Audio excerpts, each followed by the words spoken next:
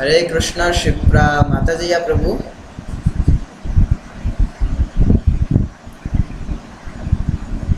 हरि बोल। हरे कृष्णा। अच्छा प्रभु जी,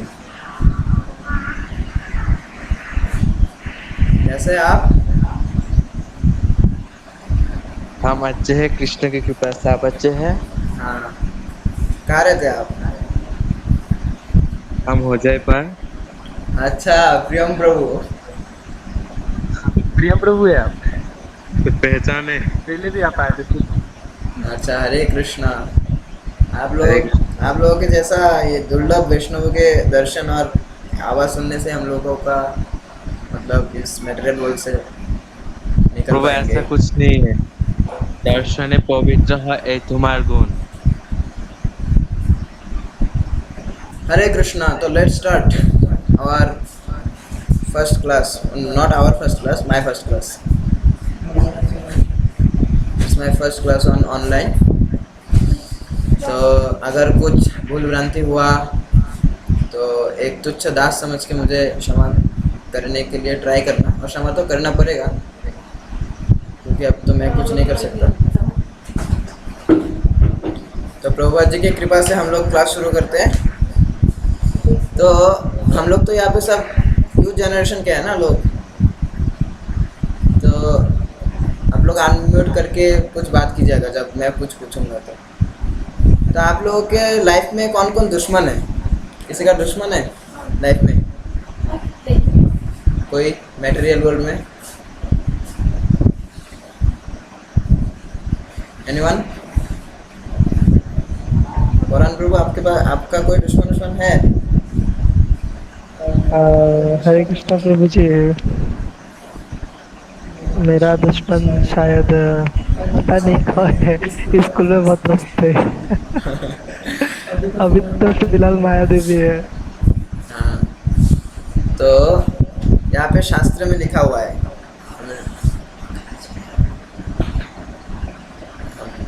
तो उससे पहले हम लोग पहले मंगलाचरण कर लेते हैं, उसके बाद हम लोग क्लास में आएंगे फिर से।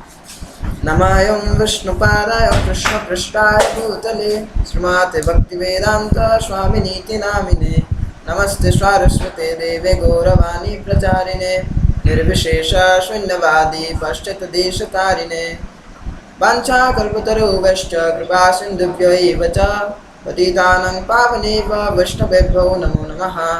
नमो महावदन्नाय कृष्णप्रेमपदायते कृष्णाय कृष्णचैतन्यानाम्ने गौरतेश्व नमः। जय श्री कृष्ण चैतन्य प्रभु नित्यानंद श्री अद्वैत गदाधर श्रीवासादि श्री गौर भक्त वृंद। आप लोग घर में हाथ उठाइए आप लोगों का। हरे कृष्णा कृष्णा कृष्णा हरे हरे, हरे राम राम राम हरे हरे।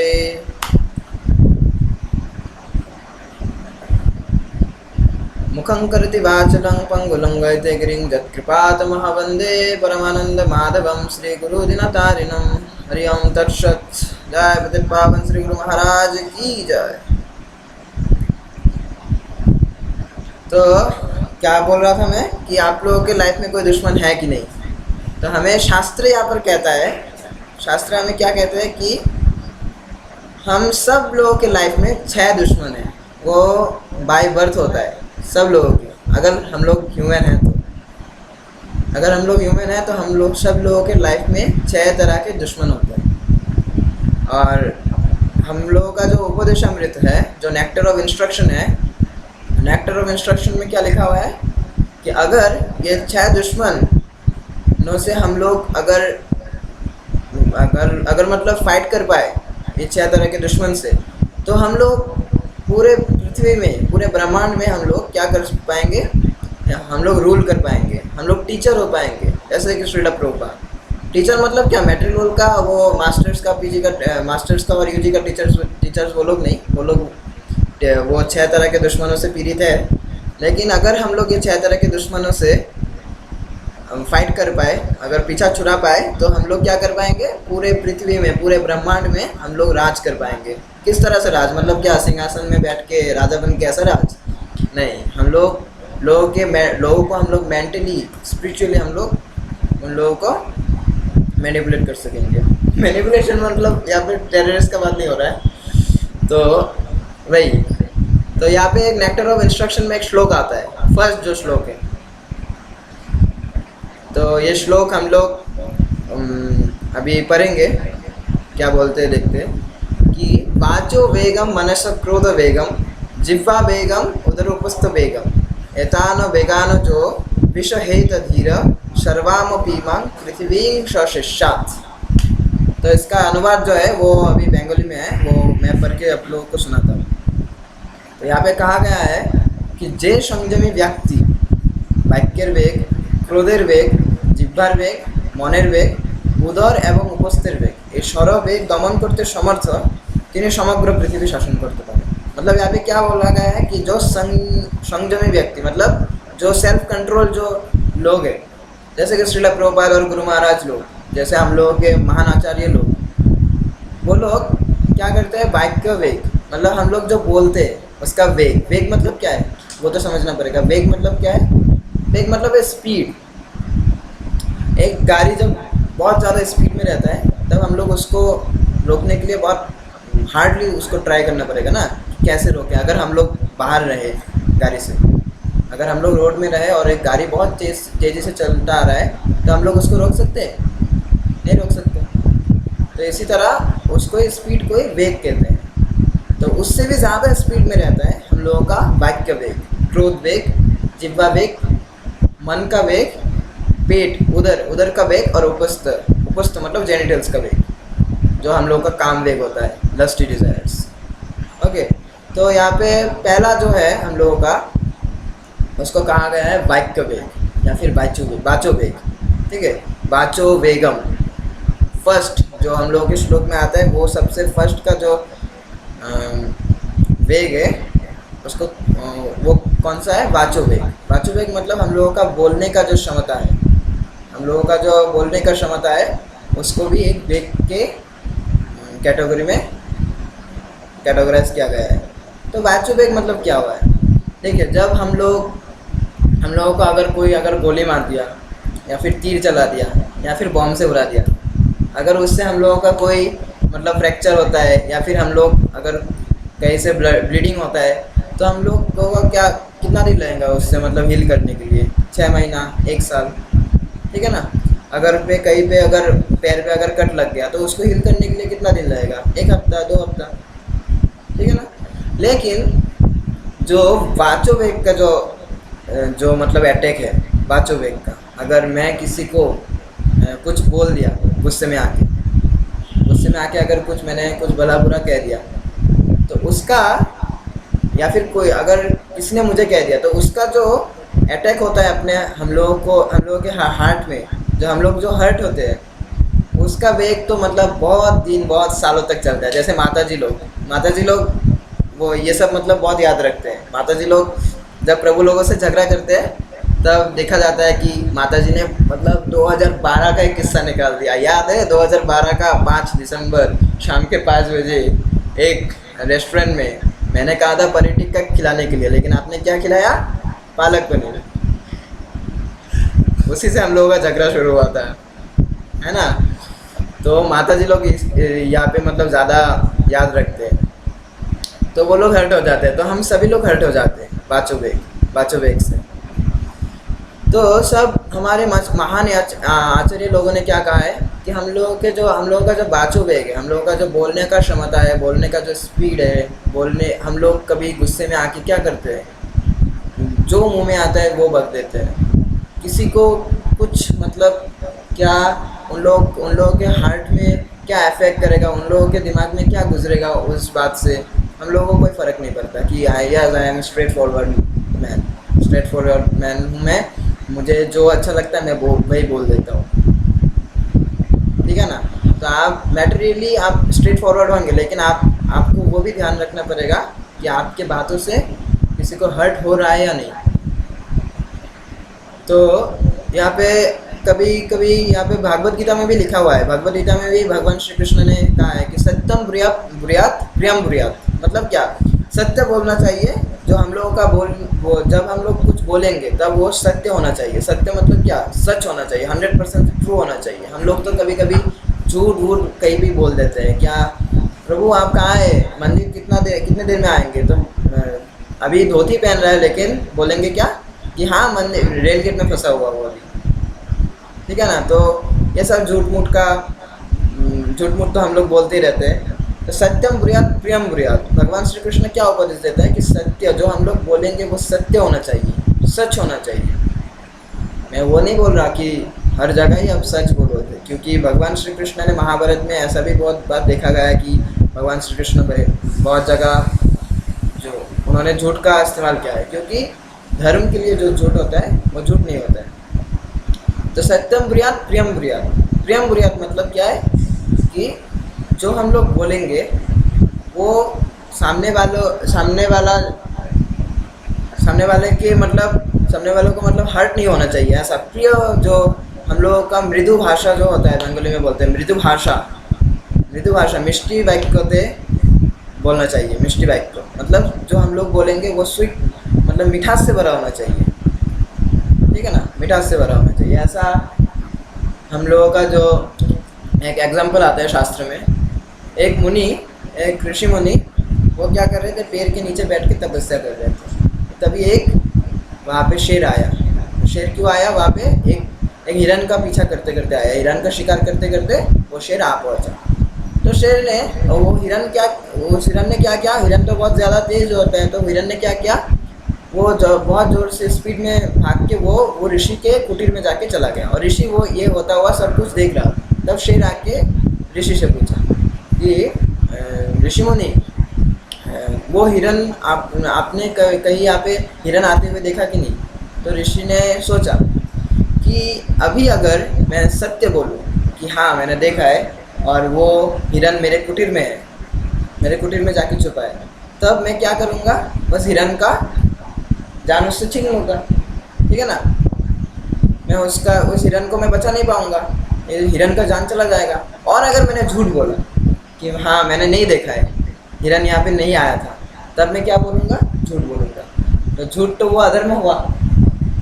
तो ऋषि मुनि ने थोड़ा सोचा, ऋषि मुनि ने थोड़ा सोच के ये कहा कि जिसने देखा वो बोल नहीं सकते, और जिसने बोला जो बोल सकते उसने देखा नहीं। ध्यान से सुनिएगा, ऋषि ने क्या कहा कि जिसने देखा वो बोल नहीं सकता, और जो बोल सकता है उन्होंने देखा नहीं। तो शेर तो सोच में पड़ गया हम लोगों की तरह, क्योंकि वहाँ पे तो सिर्फ ऋषि मुनि थे, लेकिन वो शेर भी सोच में पड़ गया हम लोगों की तरह। तो ऋषि ने ये सोच के ऐसा आंसर दिया, ऐसा जवाब दिया कि मतलब वो शेर भी बच गया, मतलब वो हिरन भी बच गया और ऋषि भी बच गया। क्योंकि अगर ऋषि सच बोल देता, अगर मतलब झूठ बोल देता, तो वो ऋषि का प्राण भी चला जाता, क्योंकि शेर को तो अभी हिरन नहीं मिला, शेर तो अभी ऋषि को ही खाएगा, और ऋषि का झूठ भी आ जाएगा, तो वो उनका अधर्मी भी होगा।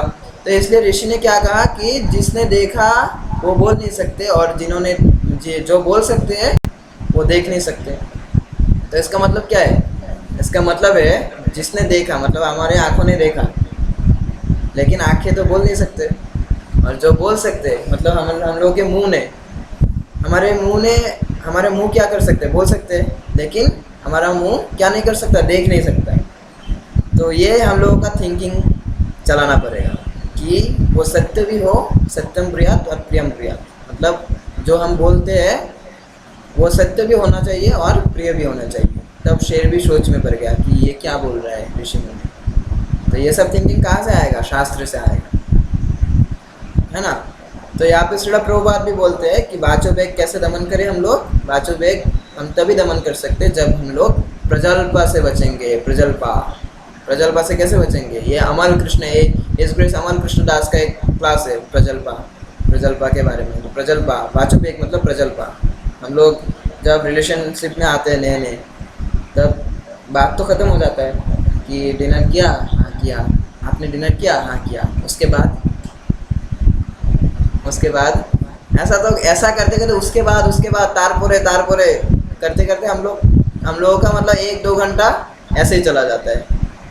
तो इसे क्या कहते हैं? प्रजल्पा, है ना, जो हम लोगों का जो इतना इतना जो नोवेल्स निकलता है मटेरियल वर्ल्ड का, novels rich dad poor dad, और कितना सारा एग्जांपल्स है, आते रहता है, मनी काइंड बाय हैप्पीनेस, ऐसा ऐसा कुछ कुछ बुक है होता है। तो ये सब क्या किसका रिजल्ट है? सब वाचु वेग का रिजल्ट है। सब लोग ज़्यादा बोलते हैं, इसलिए सब लोग ज़्यादा लिखते हैं, है ना। तो ये वाचु वेग दमन कैसे कर सकते हैं? जब हम लोग, प्रभुपा जी कहते हैं, जब हम लोग वाचु वेग को सिर्फ भगवान की सेवा में लगाएंगे। जैसे मैं अभी बोल रहा हूँ, क्या बोल रहा हूँ? भगवान के बारे में बोल रहा हूँ। आप सब भी क्या बोलेंगे? भगवान के बारे में बोलेंगे। जहाँ पर भी किसी से मिलेंगे आपके, क्या बोलेंगे? भगवान के बारे में बोलेंगे। मैं ऐसा नहीं बोल रहा कि आप लोगों का कुछ इंपॉर्टेंट बात है वो छोड़ कर के आप भगवान के बारे में ही बोलते रहे, ऐसा नहीं बोल रहा। आपका जो इंपॉर्टेंट बात है वो ख़त्म करके भगवान का बात बोलिए। हर जगह पे जाके प्रजल्पा करने का ज़रूरत नहीं है। तब हम लोग क्या करेंगे? इस वाचो वेग को दमन कर पाएंगे। हर जगह हम लोगों को क्या करना पड़ेगा? भगवान का बात करना पड़ेगा। ये तो हम लोग के हैबिट से होगा, है ना। अभ्यास योग युक्तेन, हैबिट से होगा हम लोगों का। हम लोग जब स्पिरिचुअल जो प्रभुपाद जी के लिखे हुए बुक्स हैं वो पढ़ेंगे, तब हम लोगों का कृष्ण के बारे में जानेंगे, भगवान के बारे में जानेंगे, राधा रानी के बारे में जानेंगे, गुरु महान आचार्य के बारे में जानेंगे। तब हम लोगों के मुंह से सिर्फ वही डिलीवर होगा, और जब डिलीवर होगा वही, तो हम लोग तब वाचो वेग को दमन कर पाएंगे। तो वाचो वेग के बारे में तो और बहुत कुछ है, लेकिन मैं यहाँ पे 6 और दुश्मनों के बारे में बताना पड़ेगा, तो इसलिए मैं वाचो वेग को अभी साइड रखता हूँ। तो अभी नेक्स्ट क्या आता है? वाचो वेगम मनस क्रोध वेगम। मनस मतलब क्या? मन के वेग। हम लोगों के जो 10 सेंसेस है, जो 10 सेंसेस है, क्या क्या है? ज्ञानेंद्रिय और कर्मेंद्रिय, ठीक है ना। तो ज्ञानेंद्रिय और कर्मेंद्रिय में सबसे जो 11 नंबर जो आता है मन, वो क्या है? सब सेंसेस का किंग है। मन जो है वो सब सेंसेस का किंग है। हम लोगों का ये 10 सेंस में कोई भी सेंस अपने खुद से काम नहीं कर सकता। उन लोगों को कौन डायरेक्ट करता है? हम लोगों का मन। हमारा मन जो है वो इन सब को कंट्रोल करता है। तो मन can be our friend and can be our enemy. तो मन का जो वेग है उसको हमें दमन करना पड़ेगा। हम लोग ट्रेन में जा रहे हैं, ट्रेन में जाते जाते हम लोग क्या करते हैं? ट्रेन में जैसे मायापुर जा रहे हैं, लेकिन हम लोगों का मन पहले से ही मायापुर जाके बैठा हुआ है कि मायापुर जाके हम लोग रोल खाएंगे, मायापुर जाके हम लोग डोसा खाएंगे, चाउमीन खाएंगे, है ना। तो ट्रेन के वेग से भी, एयर फ्लाइट के वेग से भी हम लोगों का कौन सा वेग सबसे स्पीड है? मन का वेग। तो मन का वेग हमें दमन करना पड़ेगा। अगर मन को हम लोगों ने कंट्रोल कर लिया, तो इस दुनिया का कोई ऐसा शक्ति नहीं है जो हम लोगों को मतलब विपरीत दिशा में, भगवान से विपरीत दिशा में ले जा सके, है ना। तो सब लोग सुन रहे हैं कि नहीं? एक बार सब लोग अनम्यूट करके हरे कृष्ण बोल दीजिए तो। हरे कृष्ण। हाँ ठीक है हो गया। अभी अनम्यूट कर दीजिए। तो मन का जो वेग है वो हमें कंट्रोल करना पड़ेगा। मन का जो वेग है वो हमें क्या करना पड़ेगा? कंट्रोल करना पड़ेगा। मन का वेग हमें कैसे कंट्रोल करना है? योगा करके, प्राणायाम करके। प्राणायाम करना हर सुबह 1 घंटा प्राणायाम करना। विक्रमजीत प्रभु आप कुछ बोल रहे हैं? आपका ऑडियो अभी क्लियर नहीं है, बाद में आप थोड़ा बोलिएगा, अभी म्यूट कर दीजिए। तो क्या है मन का जो वेग है? मन का वेग तो क्या करना पड़ेगा? सुबह 6 बजे उठ के, 4 बजे उठ के आप योगा करिएगा, प्राणायाम करिएगा, सांस लीजिएगा, तब मन का वेग कंट्रोल होगा। ऐसा मतलब इंस्ट्रक्ट किया गया है हम लोगों के भागवत गीता में? नहीं, हम लोगों के भागवत गीता में क्या कहा गया है? कि भक्ति योग करना पड़ेगा। क्या, कौन सा योगा करना पड़ेगा? भक्ति योगा। भक्ति योगा में क्या होता है? फर्स्ट हम लोगों के मन को ही कंट्रोल करना सिखाया जाता है। मन को हम लोग कैसे कंट्रोल करेंगे? मन को जब हम लोग, एक मतलब एग्जांपल है कि अगर हम लोग कुछ काम कर रहे हैं और वो काम कब हम लोग छोड़ेंगे? जब कोई दूसरा काम आएगा उससे ज़्यादा इम्पोर्टेंट, जब हम लोग कोई एक काम कर रहे हैं और जब हम लोग देखिए, जब हम लोग बुक पढ़ रहे हैं, कॉलेज बुक हो या फिर कोई प्रभुपाद जी का ही कोई बुक हो, अगर वो हम लोग पढ़ रहे हैं और सामने अगर कोई मोबाइल में रील लगा दिया तो हम लोग रील में एंगेज हो गए, बुक छोड़ दिया। तो इसी तरह हम लोगों का मन जो है, उस मन को भी हम लोगों को क्या करना पड़ेगा कि मैटेरियलिस्टिक जो अटैचमेंट है उससे हटा के हम लोगों को कृष्ण अटैचमेंट में उसको एंगेज करना पड़ेगा। तब हम लोगों का जो मन है वो इजीली क्या हो जाएगा, कंट्रोल में आ जाएगा। ये करते करते होगा, एक दिन में थोड़ी ना होगा, एक दिन में नहीं होगा। हम लोगों के मन को क्या करना पड़ेगा, गुरु महाराज की सेवा में, महान आचार्यों की सेवा में, प्रभुपाद जी की सेवा में, प्रीचिंग में, चैंटिंग में और भगवान की सेवा में, भगवान के बुक्स रीडिंग में हमारे मन को क्या करना पड़ेगा, एंगेज करना पड़ेगा। तब हम लोग कैसे बहुत अच्छी तरह से, बहुत इजीली हम लोग क्या कर पाएंगे, मन को कंट्रोल कर पाएंगे। ऐसे योगा करने से या फिर मौन व्रत धारण करने से या फिर हिमालय जाने से कोई मन का कंट्रोल नहीं कर सकते। ऐसा बहुत एग्जांपल्स हम लोगों के शास्त्र में दिया गया है। तो मन का जो वेग है ऐसे ही हमें कंट्रोल करना पड़ेगा और कोई रास्ता नहीं, गति रहना था। तो मन का जो वेग है उसका भी हो गया। अभी हम लोग क्या करेंगे, वाचो वेगम मनसे क्रोध वेगम, क्रोध।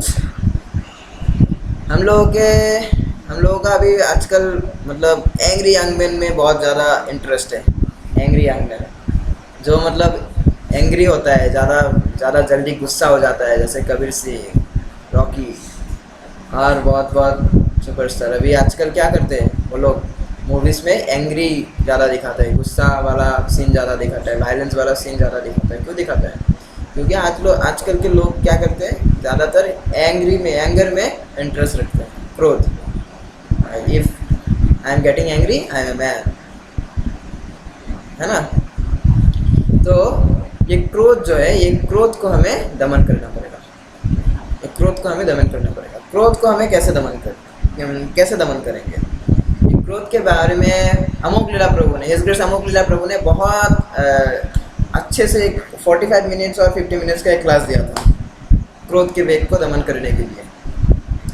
तो क्रोध को हमें पहले तो, सब लोगों का क्रोध है, क्रोध जो गुस्सा है वो नेचुरली हम लोगों के अंदर, वो उसका गुस्से का जो चिप है वो हम लोगों के अंदर, सब लोगों के अंदर फिट किया गया है। सब लोगों के अंदर वो फिट करके रखा गया है। वो नेचुरली बाय बर्थ होता है। हर जानवरों में भी वो गुस्सा होता है ना। तो लेकिन भगवान ने सब कुछ दिया है, लेकिन उसका इस्तेमाल कैसे करें हमें वो नहीं पता।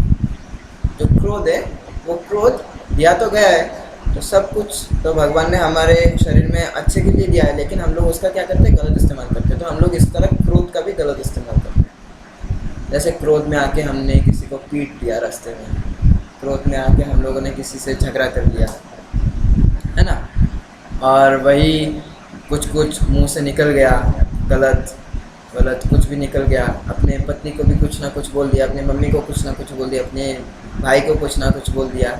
इसी तरह से हम लोगों का क्या होता है, क्रोध से हम लोगों का, सब लोगों का जो पर्सनल रिलेशनशिप्स है वो भी खराब हो जाता है ना।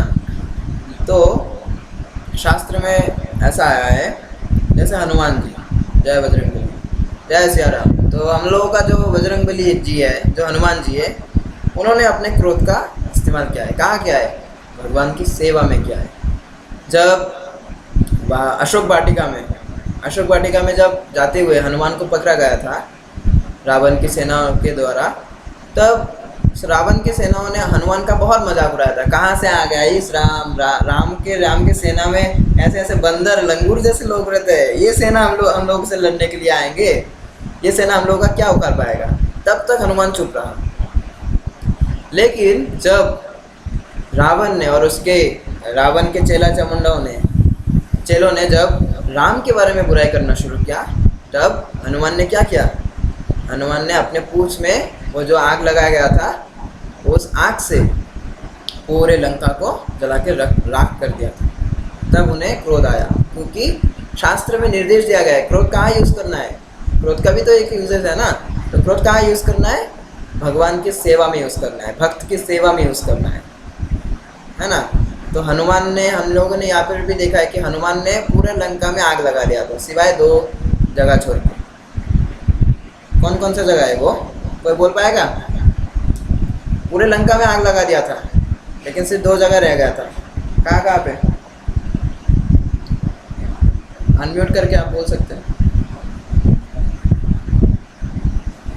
विभीषण जी का घर और माता सीता जी जहाँ पर थे वहाँ पर, एक नहीं पता हाँ, कोई। ये 2 जगह है जहाँ पे हनुमान जी ने आग नहीं लगाया है। अशोक वाटिका जहाँ पे सीता मैया को रखा गया था, और विभीषण जी का घर, इन 2 जगह में हनुमान जी ने क्या किया? वो आग नहीं लगाया। क्यों नहीं लगाया? क्योंकि हनुमान जी का गुस्सा तो था, लेकिन उनके गुस्से में क्या था? कंट्रोल था। उनके गुस्से में क्या था? नियंत्रण था। अगर ऐसा होता कि लंका में आग लगाते हुए सीता मैया भी खुश हो जाते, तो राम को जाके हनुमान जी क्या जवाब देते कि प्रभु आग लगाने गया था, उसमें तो सीता मैया भी चली बसे। ऐसा हो जाता है ना। तो जोक्स अपार्ट, तो वहाँ पे क्या हुआ? हनुमान जी ने गुस्सा तो किया, लेकिन सही जगह किया और नियंत्रण से किया। तो हमें भी हनुमान जी से और हमारे महारथी अर्जुन जी से ये सीख लेना पड़ेगा कि अर्जुन जी तो प्योर डिवोटी थे, तो उन्होंने अपना गुस्सा कहाँ लगाया? युद्ध में लगाया। तो हम लोगों के लाइफ में युद्ध होता है। कहाँ पे होता है? मायावादियों से युद्ध होता है, जो मैटेरियलिस्टिक पीपल्स है। उन लोग से आर्गुमेंट करने के लिए, उन लोगों से भगवान के आर्गुमेंट में जीतने के लिए हम लोगों को क्या करना पड़ेगा? युद्ध करना पड़ेगा। कैसा युद्ध? तीर वीर लेके, बंदूक लेके नहीं, बाचो बेग मुझे, मतलब हम लोगों के बोल के हम लोग उनसे युद्ध करेंगे, है ना। तो इसी तरह हम क्रोध का भी सही इस्तेमाल कर पाएंगे। तो 3 स्पीड का हम लोगों ने अभी कर दिया ना, वाचो वेग, मनसा, क्रोध वेग। तो और 3 बचा है कि क्या है वो सब? जिह्वा वेगम, उदरो उपस्थो वेगम। अगर परम प्रभु ये PDF वो लोग भी देख रहे हैं।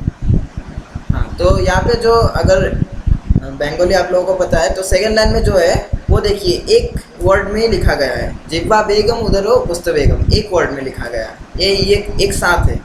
जिह्वा, उदर मतलब पेट, और उपस्थ मतलब जेनिटल।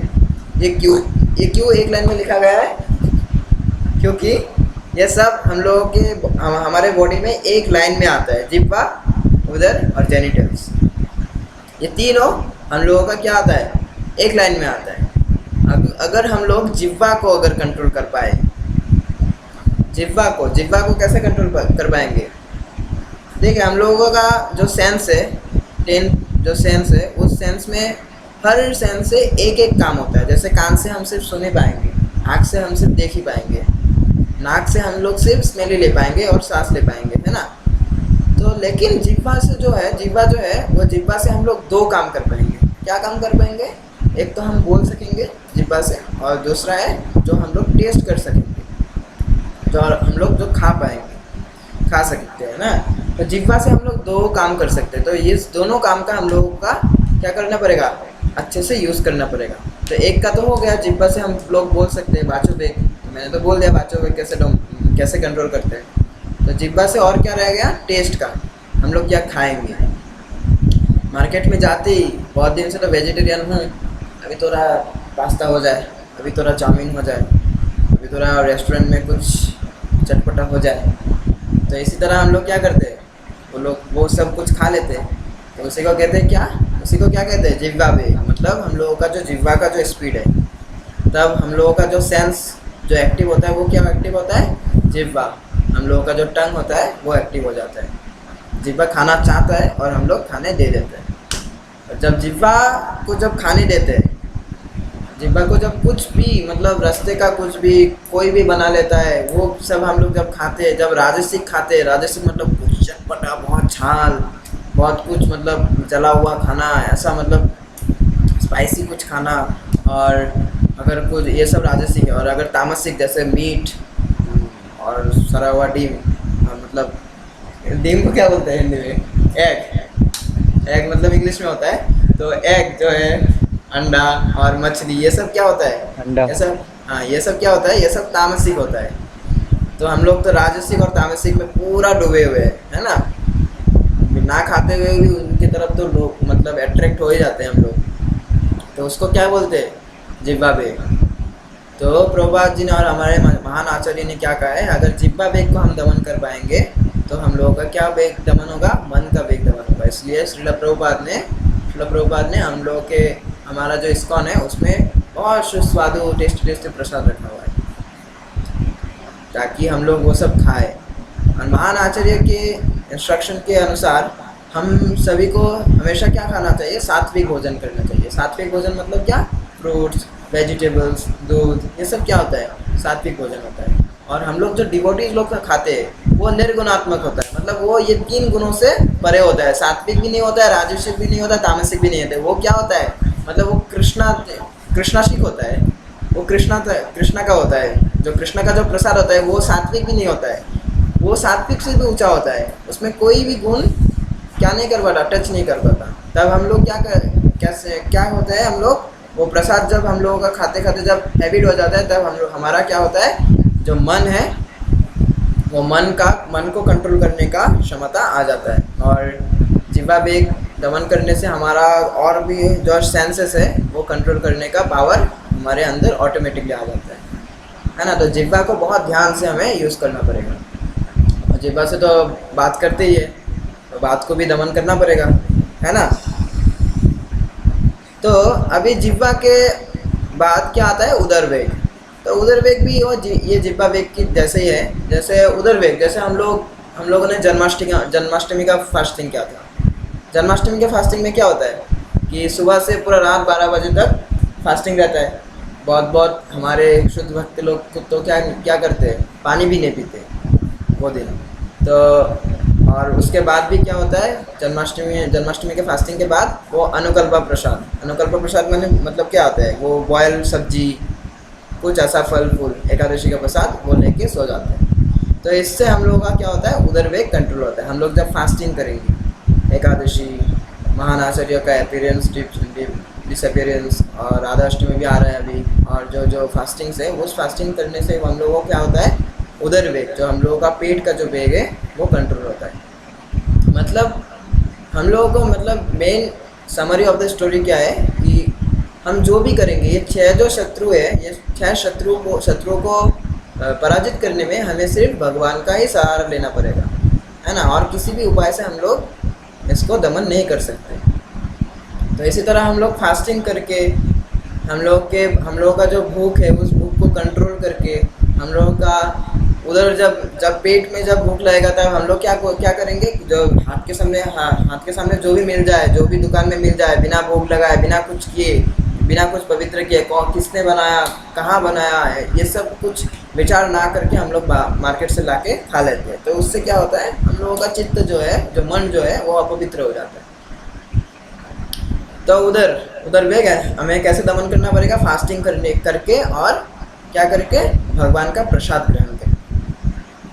तो उदर वेग के अतिरिक्त और क्या है, उपस्थ वेग मतलब क्या है, हम लोग का जो जेनिटल्स का स्पीड है, जेनिटल्स का जो वेग है।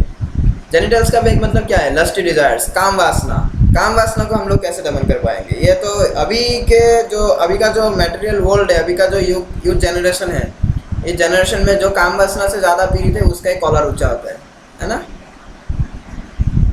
जिसने मतलब काम वासना का स्वाद चखा है उसका ही कॉलर ऊंचा होता है।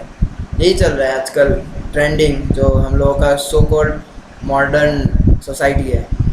काम वासना को हमें दमन करना पड़ेगा। काम वासना हम लोगों का जीवन का जो मटेरियल, मतलब हम लोग सब लोगों का जो डिवोटीज है, मैं ये नहीं बोल रहा कि डिवोटीज लोग इनसे छुटकारा पा जाएंगे, डिवोटीज लोग, नॉन डिवोटीज लोग, सब लोग ये काम वासना से आज के डेट में पीड़ित है। और इसी से बड़े बड़े नेता लोग, बड़े बड़े महान वैष्णव लोग भी कभी कभी हमें देखने को मिलता है कि वो लोग फॉल डाउन हो जाते हैं इस काम वासना के पीरियड में। पहले के ज़माने में जब बहुत जो वीर पुरुष मतलब राजा महाराजा थे, महारथी थे, उन लोगों को कोई हरा नहीं सकता था।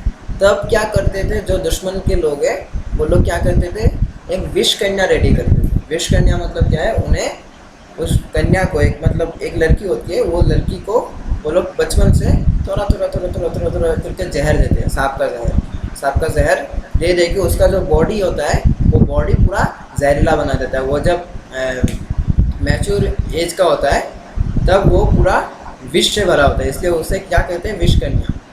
ठीक है ना। तो विष कन्या को क्यों इस्तेमाल किया जाता था? विष कन्या का मतलब है वो लोग सुंदर भी होते थे मैटेरियली, तो विष कन्या लोग क्या करते थे, वो महारथियों के पास जाते थे। महारथियों के पास जाके तो महारथी तो लोग तो वो काम वासना से पीड़ित हो जाते थे। और वो विष कन्या का अटैक क्या था कि वो लोग जिसको मतलब होठों से छुएंगे, मतलब होठों से जिसको भी जहाँ पे भी छुएंगे वो लोग क्या हो जाएंगे, मर जाएंगे। उन लोगों का मतलब उन लोगों के शरीर में मतलब इतना जहर भरा हुआ है कि वो लोग जिसको भी छुएंगे अपने होठों से वो मर जाएंगे। तो ये महारथियों में यूज़ किया जाता था। मतलब सोचिए, जिस महारथी को कोई भी परस नहीं कर सकता है, वो सिर्फ एक मामूली विष कन्या उन्हें परस कर देते। क्यों? क्योंकि वो काम वासना से प्रेरित है ना। तो महान ऐसे बहुत योद्धा हुए, हम लोग तो इतने महान योद्धा नहीं हैं। तो अगर वो लोग अगर पराजित हो सकते हैं तो हम क्या है, हम तो कुछ भी नहीं है ना। सिर्फ बुक रीडिंग करने से, और मतलब अभी तो फ़िलहाल बहुत सारा केस दिखाई दे रहा है कि बहुत सारा टीचर्स लोग भी जो है वो लोग भी काम वासना से पीड़ित होता है। मतलब हमें क्या देखने को मिलता है कि जो सिर्फ bookish knowledge, material bookish knowledge से हम सिर्फ मतलब मटेरियली सिर्फ अपग्रेड हो पाएंगे, डेवलप कर पाएंगे हमारे लाइफ को, लेकिन जो हम लोगों का जो शिक्षा है, जो हम लोगों का जो इंसानियत है, वो हमें नहीं मिलता है। वो सिर्फ कहाँ से मिलता है? वो सिर्फ मिलता है शास्त्र से, चैंटिंग से। तो काम वासना को हमें वहाँ लगाना पड़ेगा। तो उपदेशामृत नेक्टर ऑफ इंस्ट्रक्शन में काम वासना का सही इस्तेमाल, अगर भगवान ने काम वासना भी दिया है हम लोगों में, तो इसका भी कोई इस्तेमाल होगा। ठीक है ना। तो इसका क्या इस्तेमाल है, इसको हम कैसे इस्तेमाल कर सकते हैं कि अगर काम वासना भगवान के लिए यूज़ किया जाता है, अभी भगवान के लिए हम लोग काम वासना कैसे यूज़ कर सकते हैं? तो प्रभुपाद जी यहाँ पे कहते हैं और महान आचार्य लोग यहाँ पर क्या कहते हैं कि जब हम लोग काम वासना को भगवान की सेवा में लगाएंगे। कैसे लगाएंगे? जब हम लोग उस काम वासना को यूज़ करके एक भक्त संतान पैदा करेंगे, तब हम लोग उस काम वासना का सही इस्तेमाल कर पाएंगे। प्रभुपाद जी ये कहते हैं। अगर शास्त्र में ये सिद्धांत है कि अगर आप एक भक्त संतान पैदा कर सकते हैं तो you can birth many childrens. ठीक है। और अगर आप में ये क्षमता नहीं है कि अगर आप में ये विश्वास है कि आप भक्त बच्चा एक पैदा नहीं कर सकते, तो आप लोगों को क्या करना पड़ेगा? आप काम वासना को आप दमन करके ब्रह्मचारी हो जाइए। अभी के ज़माने में तो ब्रह्मचर्य बहुत कम मिलते हैं, तो इसलिए आपका जो काम वासना है उसको भगवान की सेवा में लगाना पड़ेगा, है ना। उस बच्चे को भक्त बनाना पड़ेगा, जो बच्चा आपके काम वासना का रिजल्ट है। तो इसी तरह हम लोग क्या कर पाएंगे, हमारे जेनिटल्स को भी, हमारे काम वासना को, हमारे लस्टी डिजायर्स को हम कंट्रोल कर पाएंगे, जो आजकल के ज़माने में सबसे बड़ा शत्रु है ना। तो यही इसका कंक्लूजन है श्लोक 1 का, उपदेशामृत का, कि वाचो वेगम मनस क्रोध वेगम जिह्वा वेगम उदर उपस्थ वेगम एतानो वेगानो जो विषय हेत धीर सर्वामपीमन पृथ्वी सर्वश्रेष्ठ। मतलब वाचो वेग आप लोग नोट कर लीजिएगा या फिर याद कर लीजिएगा कि वाचो वेग मतलब बोलने का क्षमता, क्रोध का वेग मतलब क्या है? क्रोध का वेग मतलब गुस्से का जो स्पीड है, मन का वेग 3 नंबर। उसके बाद क्या आता है? जिह्वा का वेग, और क्या आता है? उदर का वेग, पेट का जो वेग है, और जो उपस्थ का वेग है, लस्ट डिजायर से। ये 6 शत्रुओं को हमें क्या करना पड़ेगा? जो दमन कर सकते हैं वो पूरे पृथ्वी में राज कर पाएंगे। राज करने का मतलब ये नहीं कि सब लोगों का संपत्ति हड़प लेना। राज करने का मतलब है कि सब लोगों को स्पिरिचुअली ग्रो करने में प्रभुपाद जी का सहायता करना। ठीक है। तो यहाँ पे मैंने अपना मतलब मुझसे जितना हो सकता था मैंने कहा। तो आप लोगों का अगर कोई क्वेश्चन है तो आप लोग बोल सकते हैं, या फिर अगर आप लोग अनकंफर्टेबल फील करते हैं तो बाद में आप लोग ग्रुप में भी क्वेश्चन कर सकते हैं। एनीवन?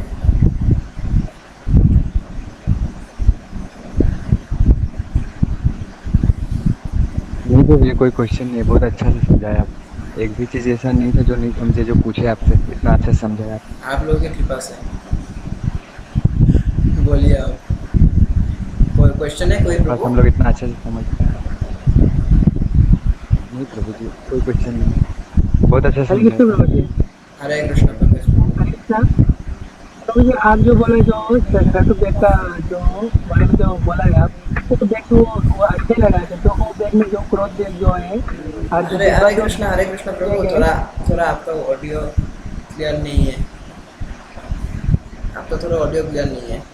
हेडफोन खोल सकते हो? हेडफोन। आपका ऑडियो थोड़ा क्लियर नहीं है प्रभु।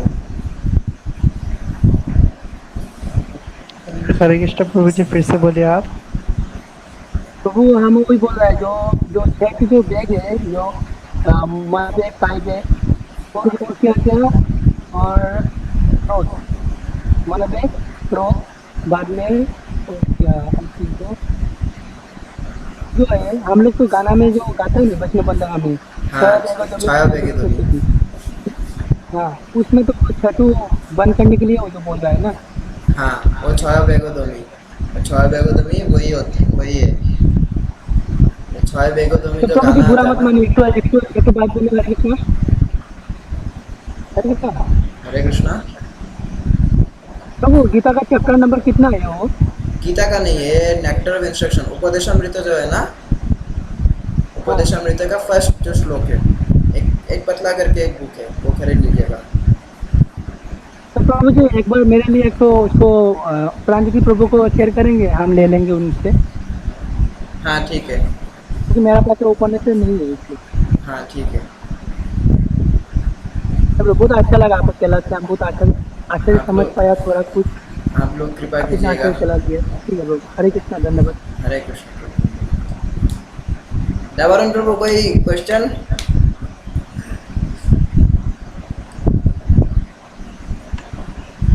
हरे कृष्णा। हरे कृष्णा। सब कुछ समझ में आया, आपने काफी अच्छे से सब कुछ एक्सप्लेन किया। ठीक है, आप लोग आशीर्वाद दीजिएगा, कृपा कीजिएगा। आप लोग वैष्णव लोगों का कृपा चाहिए मुझे। और कोई है? हाँ, कितने लोग हैं? 7। तो अभी हम लोग यहाँ पर ही रखते हैं। तो हरे कृष्णा कृष्णा कृष्णा हरे हरे, हरे राम राम राम हरे हरे।